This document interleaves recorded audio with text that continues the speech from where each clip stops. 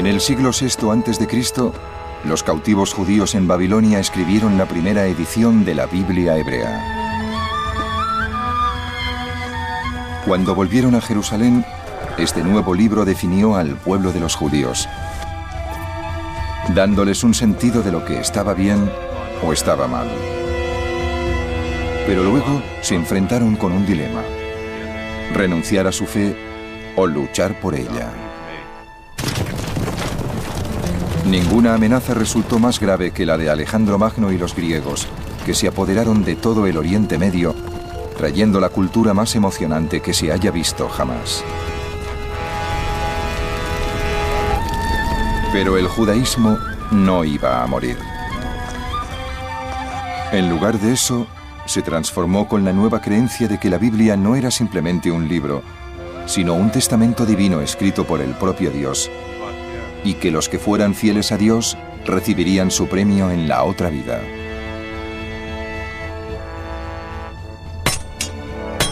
La fe en este nuevo judaísmo se hizo tan fuerte que los judíos fueron el primer pueblo de la historia dispuesto a luchar y a morir por su religión y su Dios.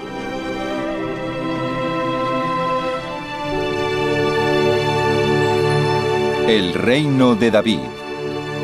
La saga de los israelitas. Episodio 2. El libro y la espada.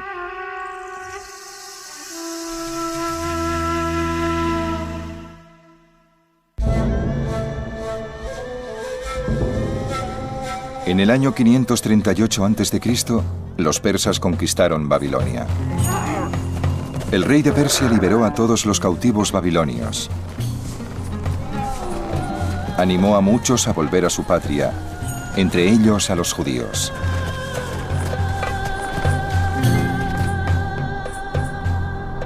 Ciro, rey de Persia, dijo: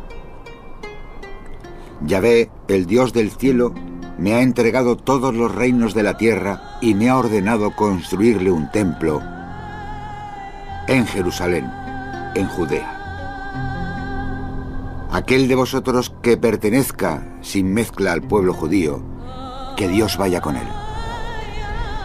Que se marche a Jerusalén de Judea y construya el templo de Yahvé, Dios de Israel.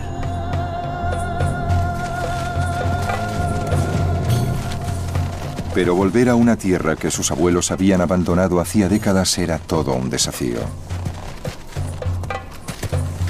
Y muchos judíos que habían triunfado en la vida se quedaron en Babilonia. Solo los más aventureros y los más profundamente religiosos se fueron a Jerusalén a reconstruir el templo.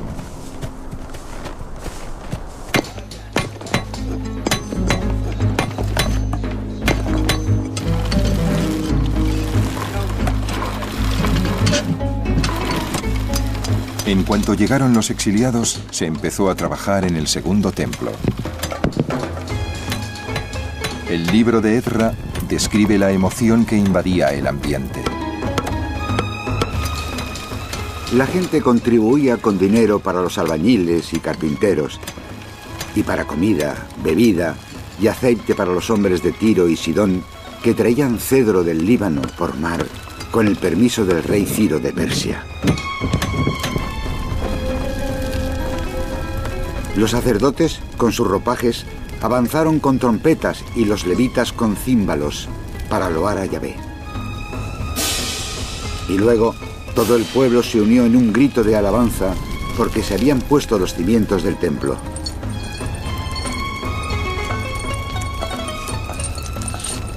Muchos de los sacerdotes mayores y los jefes de familia que habían visto el primer templo lloraban, pero otros gritaban de alegría.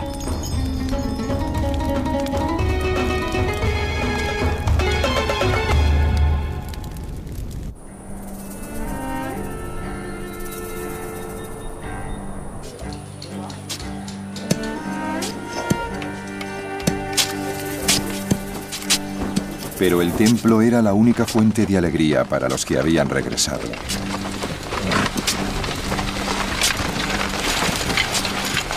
El resto de su mundo era bien triste. Los únicos habitantes de Judea que habían quedado atrás cuando los babilonios los invadieron eran los campesinos más pobres. En esos momentos sus descendientes estaban a punto de morir de hambre y luchaban para arrancar alimentos a la tierra.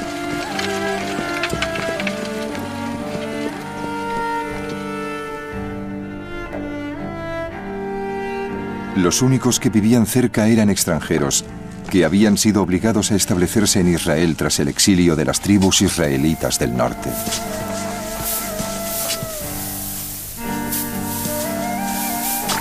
Los extranjeros hacían lo que podían para evitar que los que habían regresado pusieran el pie en Jerusalén, porque les veían como rivales por el control de la región.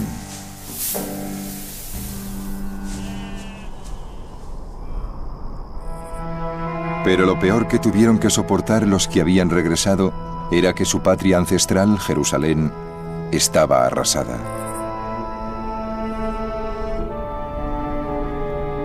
La ciudad de Jerusalén aún está en ruinas.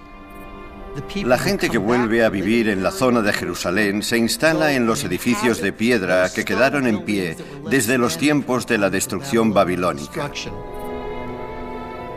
Así que tenemos la mitad de la ciudad donde la gente vive en casas arruinadas y luego la otra mitad de la ciudad donde no vive nadie, con los edificios aún vacíos. Debió ser algo muy deprimente. Y al cabo de un tiempo, la gente perdería la esperanza y se conformaría con una vida de descontento.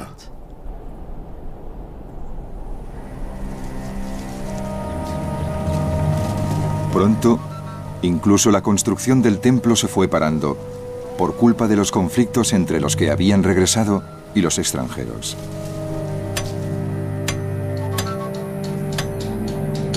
La reubicación forzosa de grupos étnicos por parte de asirios y babilonios había causado muchos problemas en todo el Oriente Medio. En Judea, la ley y el orden se habían desintegrado.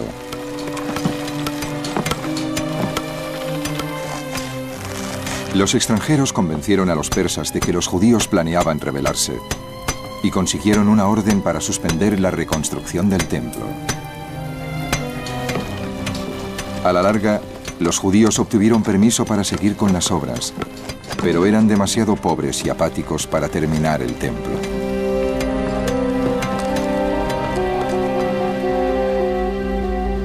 «80 años después de su llegada, el regreso a la patria de los exiliados parecía un tremendo error.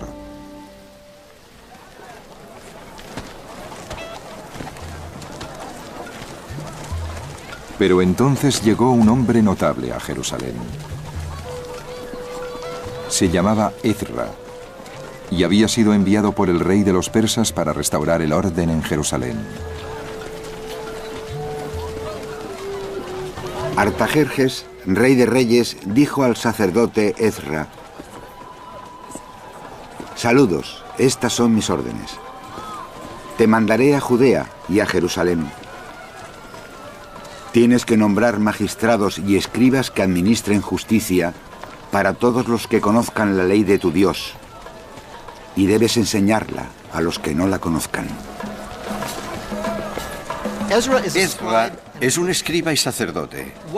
No se llegaba a escriba solo por nacer escriba. Para llegar a escriba se necesitaba talento, inteligencia, cultura y creatividad. Así que por fin vuelve a Jerusalén un hombre con rango y privilegio y poder político.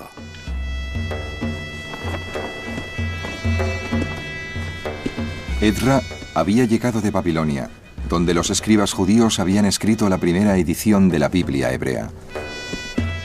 Pero los que habían vuelto eran casi todos analfabetos y no sabían nada del libro, ni de sus historias, ni de sus leyes. Ezra les preparaba una sorpresa.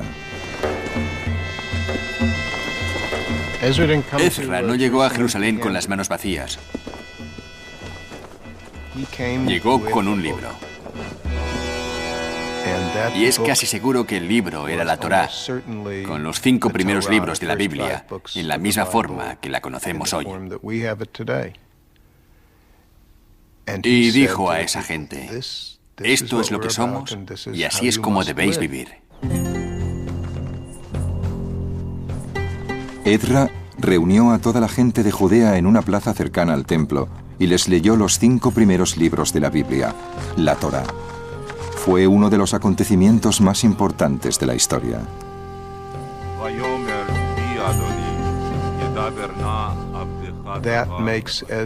Ezra fue prácticamente un nuevo Moisés, dando a conocer la ley.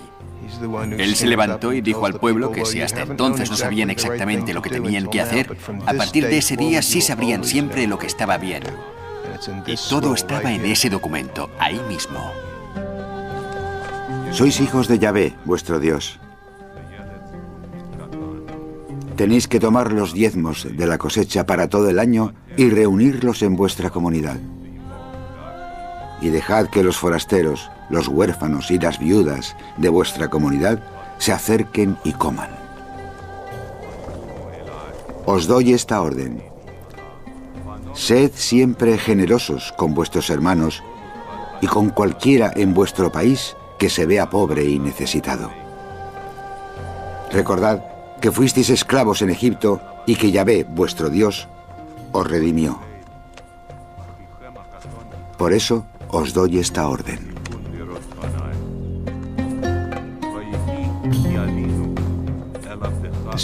La principal posesión de los judíos es la Torá, y se convirtió en la posesión central de los judíos desde ese día, el día que Ezra la leyó en Jerusalén. Hasta entonces habían tenido partes de la Torá, pero ese día la tuvieron entera. Y durante los 2500 años que han pasado desde entonces, ha sido la fuerza que ha gobernado a los judíos, el ideal más alto. Toda ella, su historia, sus leyes, los principios de la Torá, todos provienen de ese momento de la historia.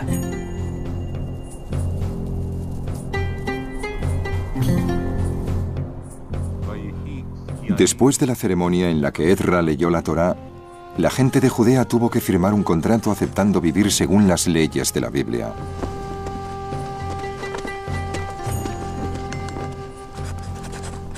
El documento que firmaron era revolucionario. Una prueba de que el Dios de los israelitas no se preocupaba solo de los reyes y los sacerdotes, sino de los granjeros y los tejedores, de las madres y los padres. Es una revolución religiosa profundamente democrática. Lo que Ezra declaró ese día no es ningún secreto en Israel. En las tradiciones de todo el mundo siempre ha habido sacerdotes misteriosos y ritos que otras personas no podían conocer. Pero la Torá está llena de los ritos exactos que los sacerdotes siguen en el templo. Y eso significa que cualquier israelita puede saber lo que saben los sacerdotes, lo que saben los maestros. La revelación de Dios es para cualquiera que decida entenderla. No hay una revelación para los profetas, otra para los sacerdotes y otra de segunda categoría para la gente de la calle. Todo el mundo puede buscar a Dios. Todo el mundo puede entender sus enseñanzas.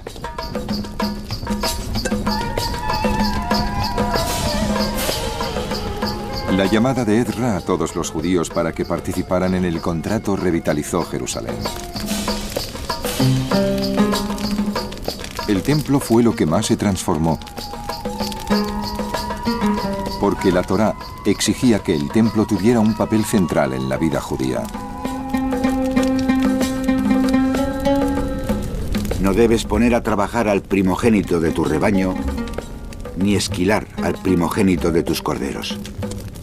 Debes comerlo tú y los de tu casa, una vez al año, en presencia de Yahvé, tu Dios. Durante la época del Segundo Templo, solo había un lugar donde el tiempo sagrado y el espacio sagrado se unían.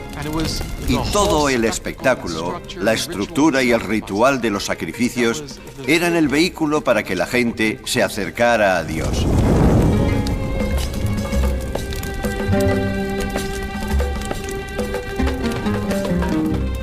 Así pues, si vivías en el norte de Israel y llegaba el tiempo de la Pascua, y querías traer un animal, a uno de tus animales al templo, vendías el animal, tomabas el dinero, ibas en peregrinación a Jerusalén, comprabas otro animal y lo llevabas al templo. Ya podéis imaginaros, con toda esa preparación, lo que significaba ese momento para el penitente, que recorría tanta distancia y se tomaba tantas molestias, cuando por fin ponía las manos sobre el animal y declaraba: «Este es mi regalo para Dios, es lo que voy a comer junto a Dios, en presencia de Dios». Podéis imaginar la fuerza que tenía algo así. Además de las leyes sobre cómo debían tratar los humanos a Dios, la Biblia tenía mucho que decir sobre cómo los seres humanos deberían tratarse los unos a los otros, lo que lo convirtió en uno de los libros de leyes más sofisticados del mundo antiguo. Sin embargo, administrar leyes que se habían escrito muchos siglos antes no era nada fácil para un hombre. Una ley prohibía a los judíos casarse con gentiles para evitar que adoraran dioses extranjeros.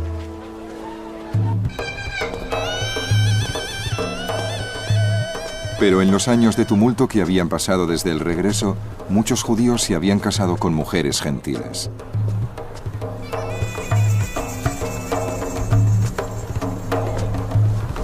Después de muchas deliberaciones, Edra decidió que no le quedaba más remedio que ordenar a esos hombres que se divorciaran de sus esposas. Habéis cometido traición casándoos con mujeres gentiles.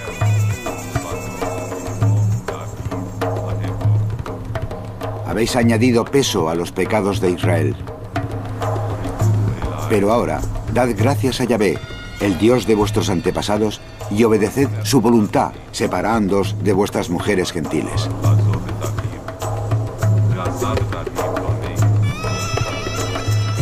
El concepto que tenía Ezra es que el pueblo judío era un pueblo sagrado. Zera Kodesh les llamaba. Y era muy importante para él, precisamente porque no vivían solos, sino entre otra gente. Por eso era muy importante crear una especie de estado religioso separado del estado físico real.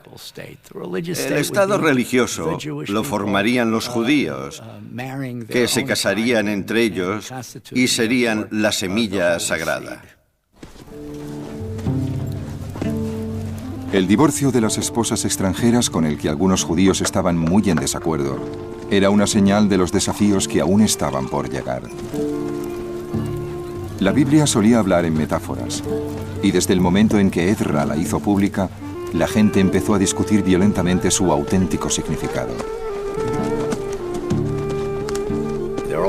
Hay todo tipo de sociedades que tienen desacuerdos, y es normal que ocurra, sobre todo con un grupo de gente que vuelve del exilio. Todos tenían su visión de lo que debía ser la sociedad una vez volvieran a ella. Pero precisamente porque era gente que volvía los ojos hacia el pasado, que soñaba con el regreso, sus desacuerdos se convertían rápidamente en desacuerdos sobre el texto que hablaba de ese pasado, desacuerdos sobre las Escrituras.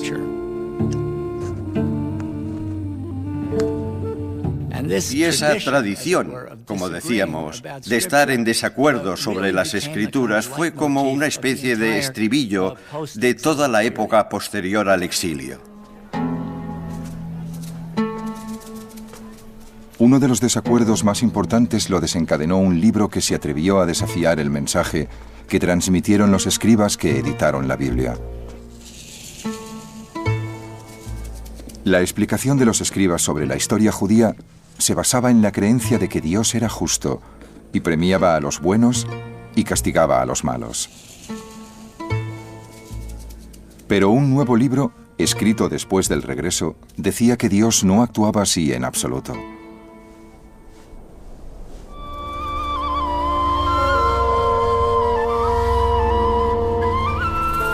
El protagonista del libro, un hombre rico y justo llamado Job, sufrió una serie de catástrofes. Las cosechas de Job fueron destruidas por la sequía, sus rebaños diezmados por la peste, y sus 10 hijos murieron. Luego, el propio cuerpo de Job quedó destrozado por la enfermedad. Sentado a la vera del camino, llorando la pérdida de todo lo que amaba, con un hábito de saco y cenizas, Job planteó una de las grandes preguntas de esta vida. ¿Por qué muchas veces los malos prosperan mientras que los buenos suelen sufrir?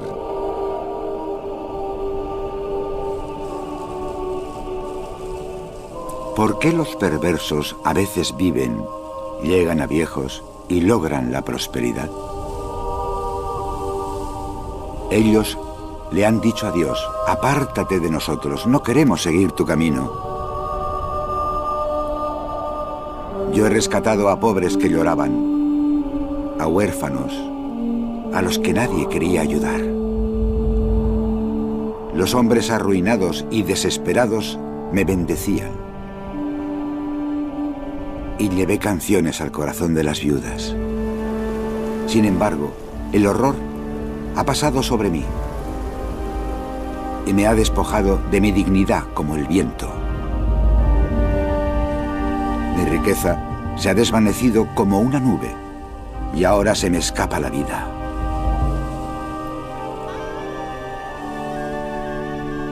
He deseado el bien y solo recibo el mal. Esperaba la luz y solo veo la oscuridad.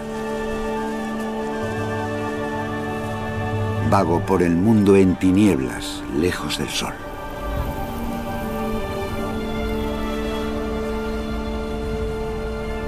Job parece reaccionar ante la idea de que hay un solo Dios poderoso y bueno en el mundo,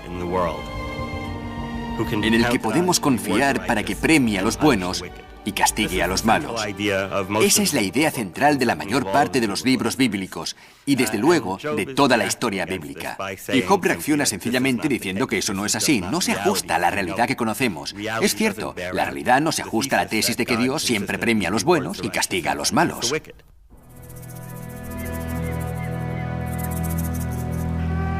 Job no esperaba recibir su recompensa por ser bueno después de la muerte. Ya avanzado el siglo IV a.C., los judíos veían la Biblia como un libro sobre su pasado, no sobre su futuro. Y pocos creían en la otra vida.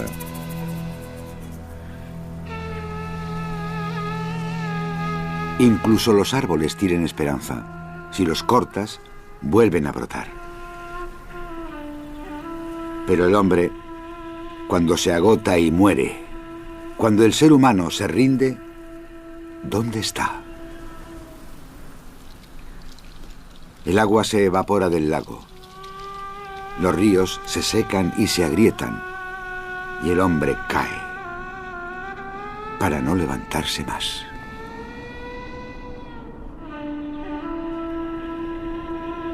La filosofía de Job fue un desafío crítico al judaísmo. Si no había premio por ser bueno, ni castigo por ser malo, ¿por qué molestarse en obedecer las leyes de Dios? Fue una pregunta que todavía resultó más difícil de responder para los judíos, porque se presentó la ocasión de adoptar una forma de vida completamente nueva y emocionante.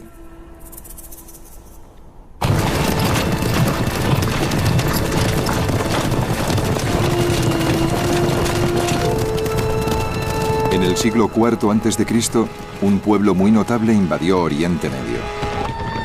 Eran los griegos. Guiados por uno de los mejores generales de toda la historia, Alejandro Magno, los griegos conquistaron el mundo desde Grecia a la India. Pero los griegos tenían algo mucho más poderoso que sus proezas militares. Habían creado la civilización más sofisticada que se había visto en todo el mundo. Su magnífico arte estaba inspirado en su culto por el cuerpo humano, que también se expresaba en las proezas atléticas mostradas en sus Juegos Olímpicos. Pero los griegos también idolatraban la mente. Y sus mejores pensadores contribuyeron al florecimiento de la filosofía, las ciencias y las matemáticas. Como resultado, la arquitectura helénica, su política y su economía iban muy por delante de los demás pueblos del mundo.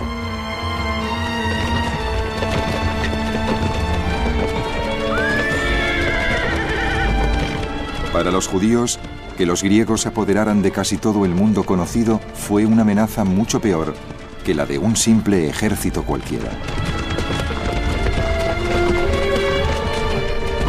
Cuando el mundo griego se expandió hacia Oriente, los judíos de la tierra de Israel se encontraron prácticamente en medio del imperio helénico. Estábamos rodeados por la cultura helénica y de grado o por fuerza nos convertimos en helénicos. Eso representó a la vez un gran avance y un gran conflicto interno para el pueblo judío. ¿Cómo íbamos a identificarnos? ¿Sucumbiríamos al helenismo o lograríamos mantener nuestra identidad única como pueblo?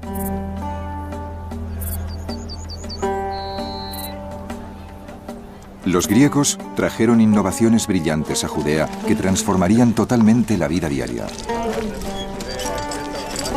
Durante miles de años, los pueblos de Oriente Medio habían sobrevivido mediante el trueque.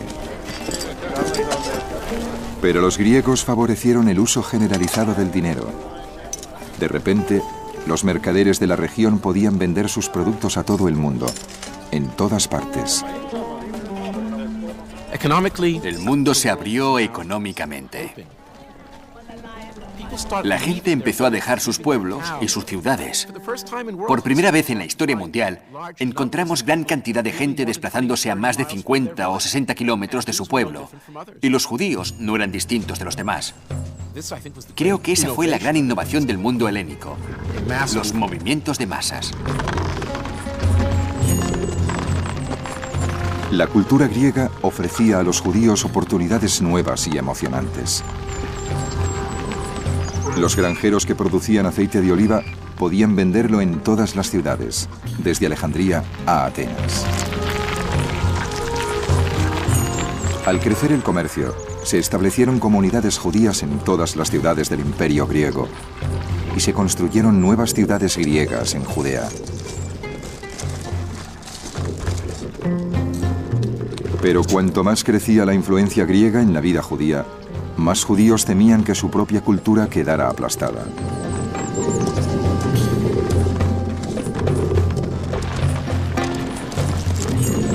Para comprender cómo veían los antiguos judíos el helenismo, solo tenemos que pensar cómo han recibido las sociedades tradicionales de todo el mundo la llegada de la cultura norteamericana. Las películas, la forma de vestir, la tecnología. En nuestra época, hemos visto con qué violencia se oponen los elementos más tradicionales del Islam, del judaísmo y de la cristiandad a la cultura materialista y laica del mundo occidental.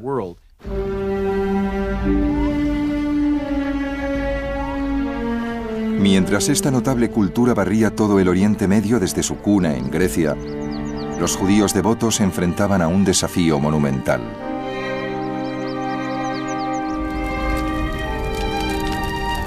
¿Cómo podía competir el judaísmo, enfocado solo hacia la bondad, con el estilo de vida vibrante y emocionante que ofrecían los griegos?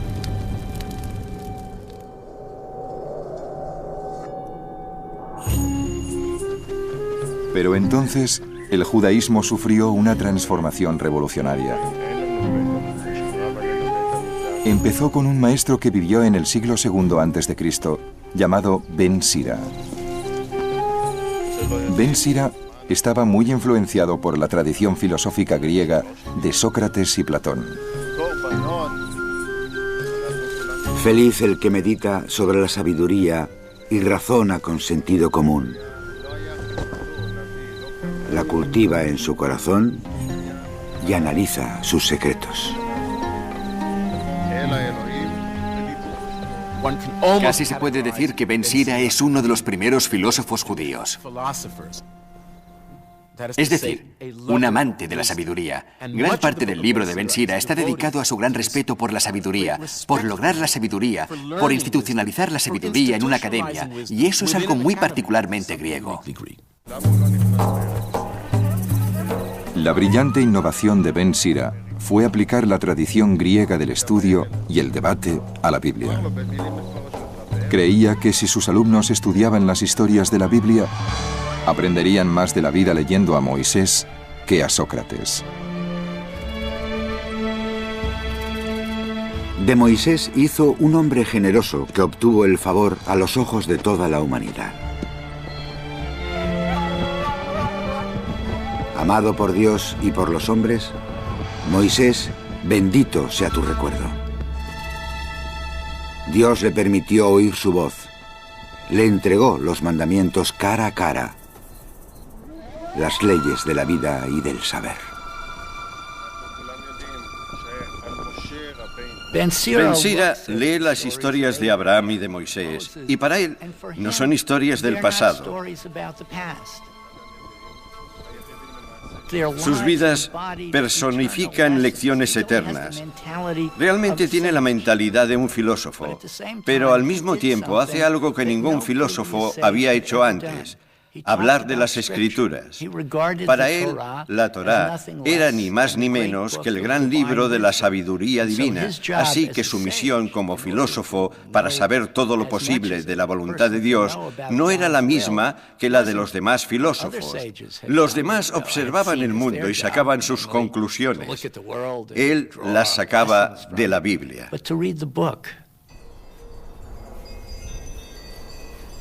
Era un nuevo enfoque del judaísmo. Ezra había dado al pueblo la Torá para que obedecieran sus leyes, pero gracias a Ben Sira y a otros como él, los judíos que buscaban una alternativa a la cultura griega empezaron a estudiar las vidas y la época de los protagonistas de la Biblia, buscando la sabiduría divina que encerraban sus historias. A medida que se fue extendiendo esa práctica, se les ocurrió una idea nueva: que los escritores de la Biblia habían obrado por inspiración divina y por eso toda la Biblia era verdad. La idea de la inspiración divina de la Biblia apareció muy lentamente y en partes. Hay muchos profetas bíblicos que dicen lo que dicen en nombre de Dios. Dios me ha dicho que os diga esto. Y eso es lo que dijo. Pero poco a poco, con el pasado del tiempo, la idea de la inspiración divina de las Escrituras o la autorización divina de las Escrituras se distribuyó uniformemente a todas las partes de la Biblia.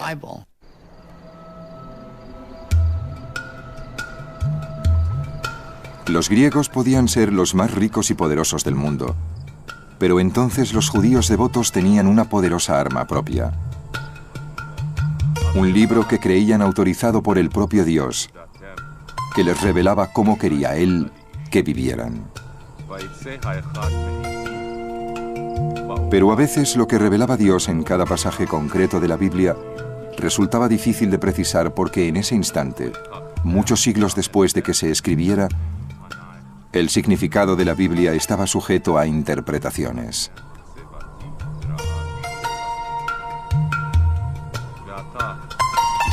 La gente quiere pensar que los judíos son el pueblo de la Biblia, pero son el pueblo que interpretó la Biblia. Creo que hay muy pocos textos hoy en día de los que podamos decir que sin duda solo tienen un sentido. Cuando se trata de un texto muy antiguo, que en algunos casos usa palabras que ya no se entienden o que las usa de una forma muy distinta a como se utilizan hoy en día, hay que ayudar a la gente en un sentido muy básico a entender lo que significa el texto. Las dudas sobre el significado de la Biblia dio una libertad tremenda a sus intérpretes.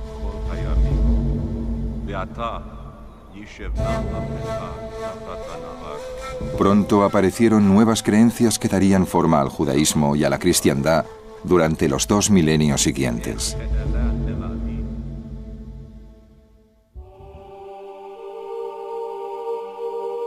La nueva creencia más importante era la respuesta a la gran pregunta de por qué los humanos debían ser buenos.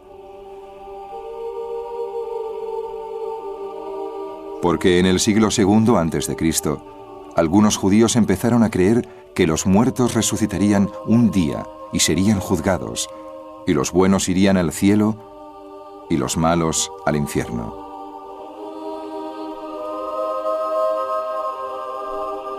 Los que abrazaron esta creencia apuntaban como prueba a las insinuaciones que aparecían en la Biblia sobre la otra vida. En ese punto de la historia sagrada, creo que la gente empezó a ver cada vez más la otra vida como el lugar donde se hace justicia. Después de la muerte es cuando se saldan todas las cuentas. Por eso se volvieron hacia las Escrituras para encontrar pruebas que apoyaran esa idea, y desde luego, pruebas no faltaban. La creencia de que la Biblia estaba inspirada por Dios también aumentó el interés por sus profecías sobre acontecimientos terrenales. La profecía que más influencia tuvo era la que decía que se acercaba una época de disturbios y que mientras durara, Dios se pondría del lado de los que cumplieran el contrato, como los antiguos patriarcas. Estas nuevas formas de entender la Biblia no solo transformaron el judaísmo, sino que lo prepararon para luchar por su supervivencia.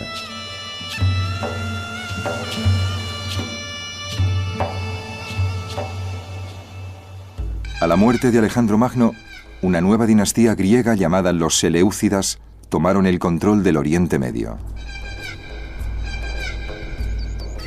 El primero de los reyes seleucidas se contentó con permitir que la cultura griega transformara gradualmente a sus súbditos en griegos.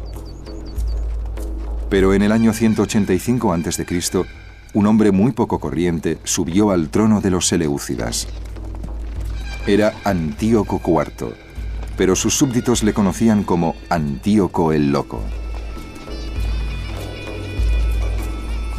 Uno de los primeros decretos de Antíoco, recogido en el libro de los Macabeos, exigía que todos sus súbditos sustituyeran sus tradiciones ancestrales por las griegas.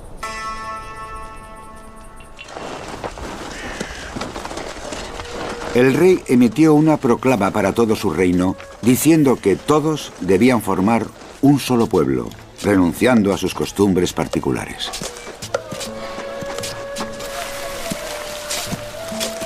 Muchos pueblos de la región ya habían adoptado el estilo de vida griego, pero los judíos devotos no. Se disponían a enfrentarse con un dilema: renunciar a su fe o luchar para defenderla. Antíoco, al principio, confió en un sector de judíos que habían abrazado la cultura griega. Para aumentar su influencia, vendió a uno de estos judíos el puesto más importante de Jerusalén, el de sumo sacerdote del templo.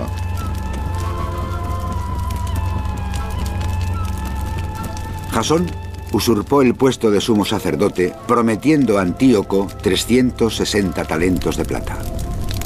En cuanto subió al poder, Jasón se dedicó a convertir a sus compatriotas al estilo de vida griego.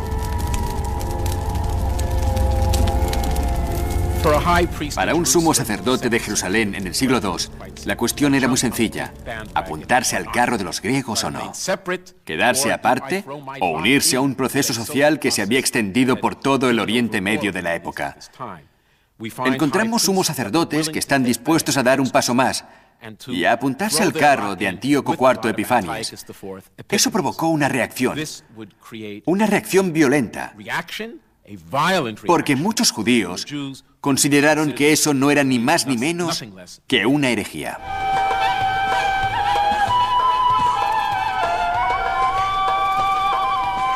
La circuncisión era el símbolo definitivo que distinguía a los judíos.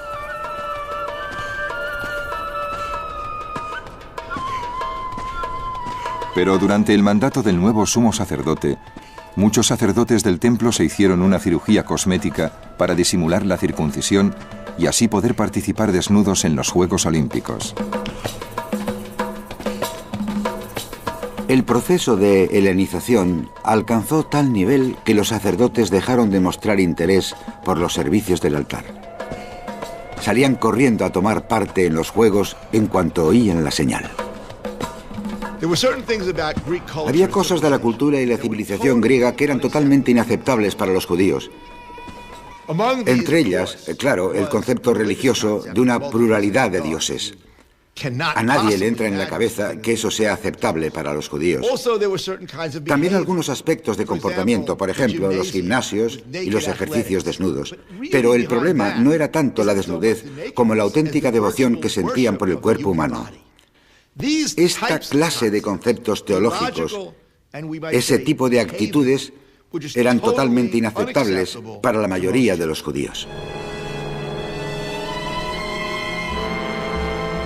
Según el libro de los Macabeos, el insulto definitivo para los judíos llegó cuando Antíoco ordenó que el alma y el corazón del judaísmo, el templo de Jerusalén, se convirtiera en un templo griego.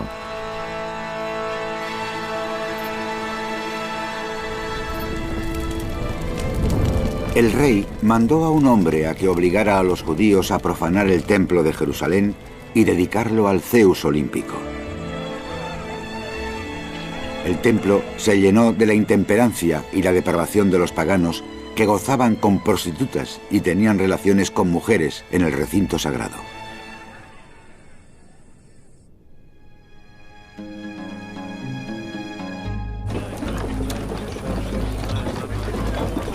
La revuelta contra Antíoco empezó en el campo, porque el rey había ordenado a sus hombres que viajaran de pueblo en pueblo con un ídolo de Zeus.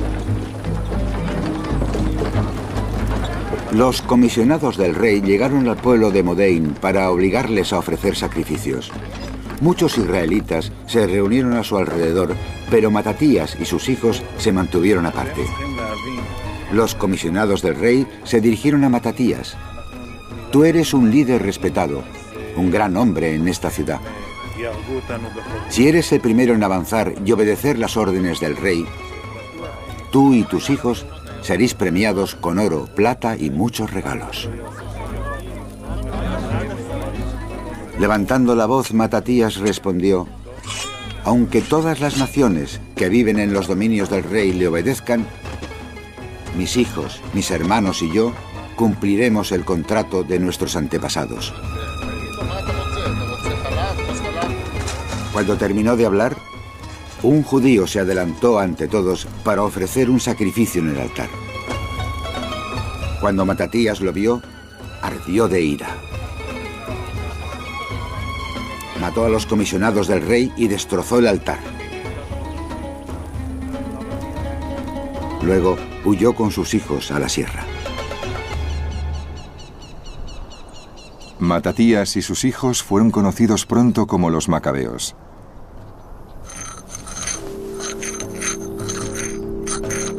Su revuelta era la prueba de que el compromiso de los judíos con la religión del libro divino era tan fuerte que morirían por defenderlo.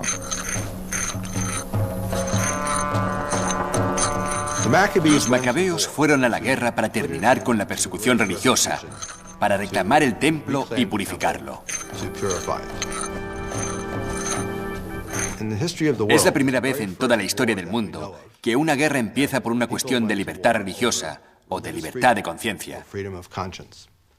También era la primera vez que el Estado se metía en las tradiciones religiosas y el resultado fue que la gente se negó. Iremos a la guerra, no podemos tolerarlo. Esa fue la guerra de los macabeos. Muchos de los rebeldes macabeos buscaron cuevas en el campo para esconderse del ejército de Antíoco. No solo les superaban en número, sino que se enfrentaban al inconveniente de tener que luchar según la ley bíblica.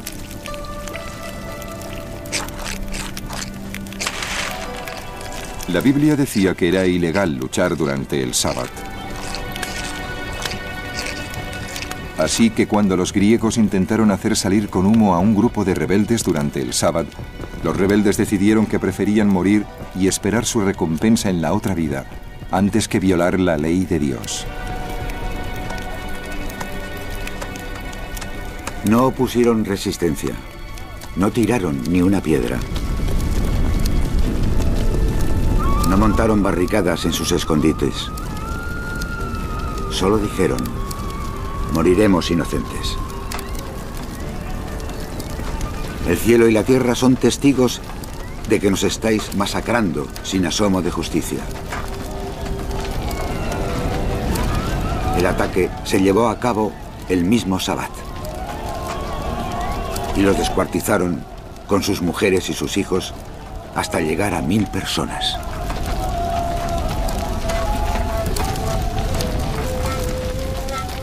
Es la primera vez que se introduce la idea del martirio de forma sistemática.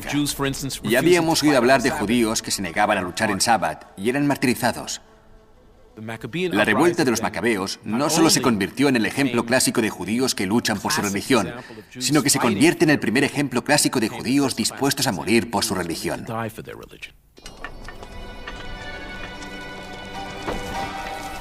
Pero después de las masacres, los rebeldes supervivientes decidieron reconsiderar la cuestión de la observación del Sabbat. Y la falta de certeza sobre el sentido de la Biblia les dio la libertad que necesitaban. Se dijeron unos a otros: si todos hacemos lo mismo que nuestros hermanos y nos negamos a luchar, nos borrarán de esta tierra mucho más deprisa. Y entonces tomaron la siguiente decisión: si alguien nos ataca durante el Sabbat, resistiremos. No podemos dejar que nos maten a todos como a nuestros hermanos en sus escondites.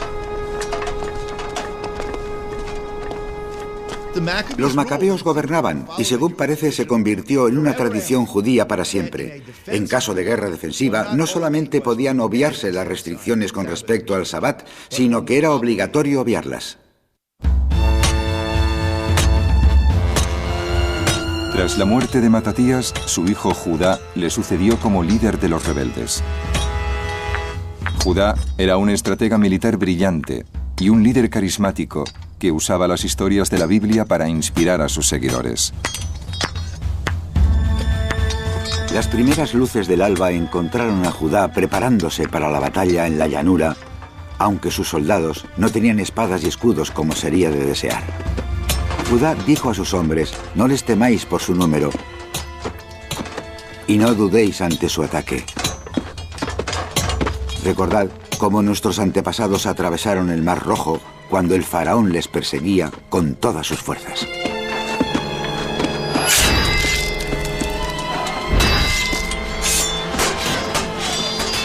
Los extranjeros miraron hacia arriba y al ver a los judíos avanzando contra ellos, salieron al campo de batalla. Los soldados de Judá tocaron las trompetas y se enfrentaron al enemigo. Los paganos fueron derrotados y huyeron hacia la llanura. Todos murieron bajo la espada.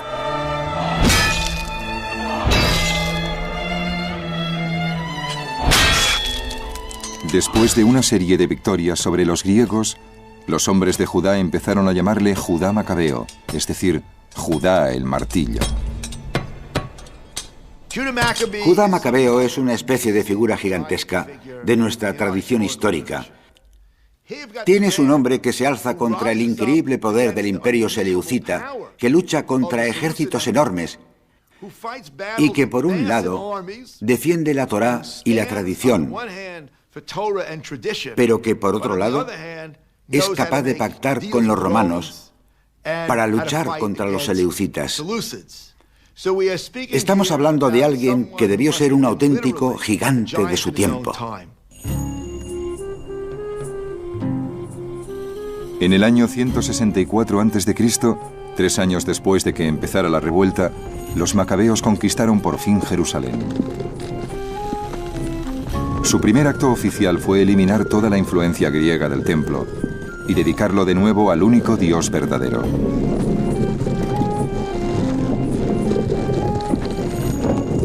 Macabeo y sus compañeros restauraron el templo y la ciudad. Purificaron el santuario y construyeron un nuevo altar. Luego encendieron fuego con yescas y ofrecieron el primer sacrificio después de 2 años. y quemaron incienso y encendieron las lámparas. Judá Macabeo, al entrar en la ciudad, tuvo que purificar el templo, porque el templo había pasado por un proceso de helenización. Se habían introducido ritos paganos en el templo, y Judá Macabeo lo purificó, volvió a dedicarlo a Dios. Y naturalmente, ese fue el origen de la conocida fiesta de la Hanukkah, la nueva consagración del templo.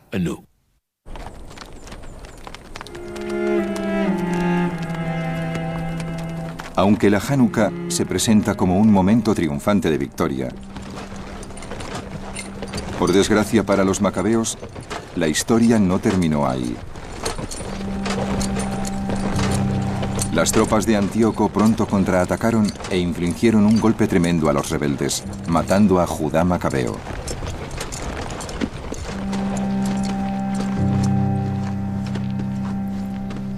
Todo Israel lloró y llevó duelo por él. Y durante muchos días repitieron este salmo. ¡Qué caída para ese hombre fuerte! El hombre que protegió a Israel.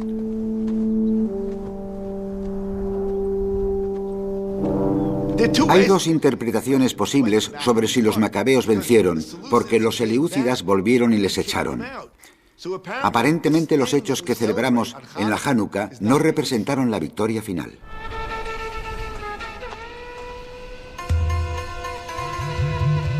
En la auténtica historia de los macabeos, no fue el poder militar el que obtuvo la victoria final, sino la política y las negociaciones.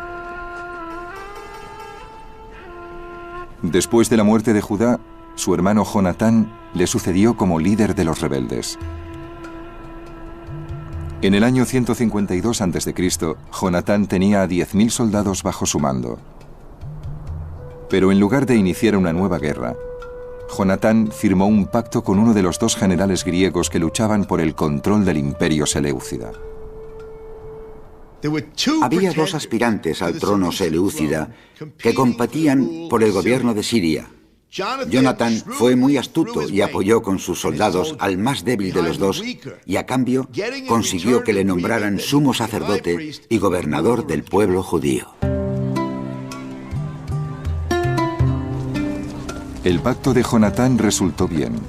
Judea logró la independencia por primera vez desde la dinastía del rey David. El reinado de los macabeos trajo un sentimiento de renovación a Judea. Esos judíos que leían su libro divino para comprender el mundo se sintieron muy reconfortados. Para ellos, la victoria de los macabeos contra todo pronóstico era una prueba más de lo que prometía la Biblia. Dios acudía a ayudar a los que estaban dispuestos a luchar por su fe. El significado de la Hanukkah era algo evidente. Luchando en una guerra justa, unos pocos pueden derrotar a muchos. Los justos pueden derrotar a los malvados. Eso es un lugar común, no solo de la tradición judía, sino de la tradición judeocristiana. La idea es que todos deberían estar dispuestos a morir por sus creencias, al martirio, y sobre todo a ser firmes en la fe, casi diría que fanáticos. De hecho, el libro de los Macabeos casi transmite la idea de que hay que ser fanáticos de la fe y que Dios acude en ayuda de los fanáticos de la fe. El convencimiento de que el destino de los judíos dependía de la defensa de la ley de Dios a toda costa seguiría creciendo en los años siguientes. Y sería la base de un auténtico cataclismo, cuando otro gran imperio llegó a Oriente Medio: los romanos.